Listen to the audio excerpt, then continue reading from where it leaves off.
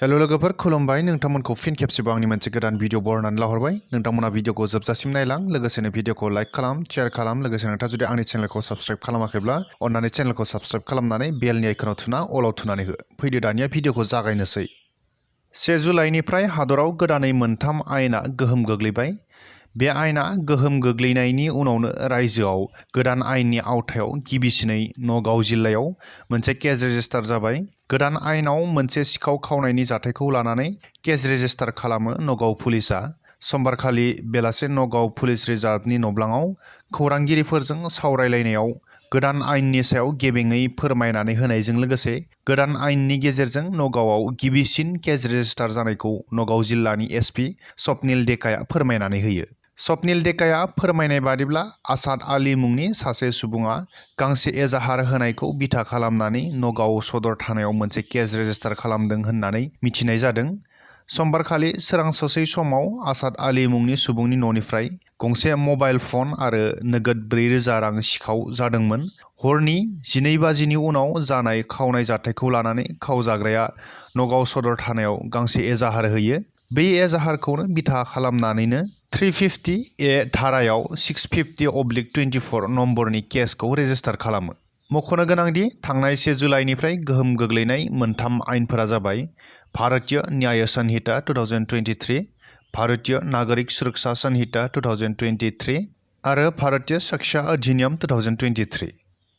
Kenya हादराव दासान्दि जोबोर दुंहाव थासारि सोमजिगासिनो दं केन्या हादरनि सरकारा हादराव टेक्सखौ बांहोनो थांखि लानायनि थाखाय हादराव गिख्रंथाव सोमावसारनायनि गेजेरजों दुंहाव थासारि सोमजिदों हादरनि सरासनस्रा सुबुंफोरनि सोमावसारनाया गिख्रंथाव महर लादों केन्या हादराव गोदानै टेक्स बांहोनो थांखि लानायनि हेंथायै सरकारनि हेंथा सोमावसारनायाव सा 39 जन सुबुंफोरा गावनि जिउ खोमानानै लानांगौ जाबाय केन्या राष्ट्रीय मानव अधिकार आयोगा फोरमायनाय बादिब्ला हादरनाङैनो जानाय बे सोमावसारनायाव सा 39 जन सुबुंफोरा जिउ गोमानायजों लोगोसे सा 361 जना जोखोम जादों नाथाय सरकारा थैनाय सुबुंफोरखौ सा 39 जन बुंदोंब्लाबो बिनि अनजिमाया 2 गुन जागोन होननानै फोरमायदों गुबुन फारसे बे सोमावसारनायनि थाखाय मोन 32 गुबुन गुबुन केस रेजिस्टार जानायजों लोगोसे गासै 627 जन सोमावसारग्राफोरखौ खानाय जायो मंगलबाराव सरकारा आयेनखौ थिसननाय लोगो लोगोनो हादराव सोमावसारनाया गोब्राबै जानो हमो आयेना थिसनजानायनि उनाव गोजोनै सोमावसारनायफोराबो हिंसायारि महर लालाङो आसामाव दैबानाजों 2 सुबुंनि जिउ खहा आसामाव गोबाव समनिफ्रायनो अखा हागासिनो दं गोबांथार अखा हानायनि जाउनाव दैमा दैसानि दैफोरा बांबोनो हमदों जायनि जाउनाव रायजोनि गोबांथार ओनसोलफोराव दैबानाबो जानायखौ नुनो मोन्दों दैबाना जानानै गोबां जायगायाव आलाय-सिलाय आनि-थानि थासारिफोर जागासिनो दं रायजोआव जानाय दैबानानि जाहोनाव सोरबाया न'-बां गोमाजानांबाय सोरबाया गावनि जिउखौ खोमानानै लानो गोनां जाबाय थिग बेबायदिनो जनायाव दैबाना जानायजों लोगोसे दैयाव गोग्लैलांनानै 2 सुबुङा गावनि जिउखौ खोमानो गोनां जायो जनायनि लुहिजान बेंगलि बेरा गामिनि सासे 70 बोसोर बैसोनि आरो तेलाम कमन सेलेकनि सासे 16 बोसोर बैसोनि हौवासाया दैयाव गोग्लैलांनानै जिउ गोमायो मिथिनानै मोननाय बादिब्ला समबारखालि मोनाबिलिनि 5 रिंगासोआव 70 बोसोर बैसोनि सन्तोष दास मुंनि सुबुङा हाथाय खालामनो थांनानै फैफिननाय समावनो जनाय दैमाखौ बारनो लानायावनो दैनि दाहारा बुखारनानै लाङो जाथायनि उनाव ओनसोलनि रायजोफोरा सन्तोष दासनि गोथै सहखौ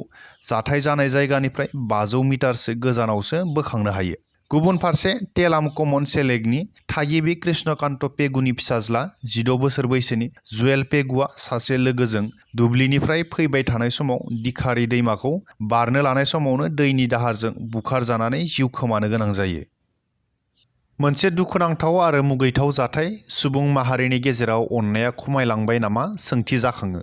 काछार जिल्लानि हिलारा साहा बागानाव मुगैथाव अन्थाइ बिखा सुबुंनि मुगैथाव खामानि मासे बोरमाखौ आथिंजों गोदोनायाव गाथेनानै दुखुनांथावै बुथारदों साहा बागानावनो खामानि मावग्रा सुबुं असित नन्दि उफ्रामुं नन्दि बाबुआ बे जाथायखौ खालामदों भिडिअ खालामनाय बे गिथावना नुथाया ससियेल मिडियायावबो जोबोरैनो गोसारनो हमदों जायखौ लानानै गासैबो बिथिंनिफ्राय सुबुंफ्रा गाज्रि मोननायखौ फोरमायदों मख'नो गोनांदि बोरमाया साहा बागानाव थानाय गांसोखौ जानायानो दाय जादों जायखौ रागा जोंनानै नन्दि बाबुआ बोरमाखौ हमनानै खास्रि बिस्रियै बोरमानि गोदोनायाव गोबाव सम गाथेनानै लाना बुथारो जायखौ लानानै बोरमानि बिगोमाया साहा बागाननि सानै खामानि मावग्राफोरनि सायाव एफआइआर होयो। बै एफआइआरखौनो बिथा खालामनानै असित नन्दीखौ पुलिसफोरा खायो आरो गावसोरनि आवथायाव लानानै थाङो।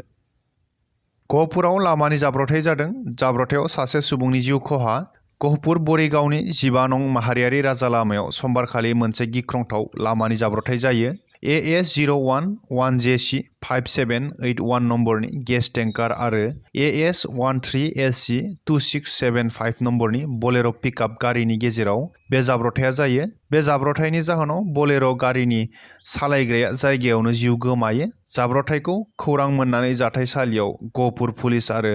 अर खोमोरग्रा हानजाया नुजाहैनानै गोथै सह'खौ बोखाङो। मख'नो गोनांदि बलेर' पिकआपआ मैगं-थाइगं लानानै लखिमपुर फारसे थांगासिनो दंमोन, नाथाय उल्था फारसेनिफ्राय फैनाय गेस टेंकारजों सौग्रावलायनायाव बे जाब्रथाया जायो। फ्रेन्ड्स, दिनैनि बे भिडिअखौ आं बेखिनियावनो फोजोबथ'बाय। गोजोन्थों।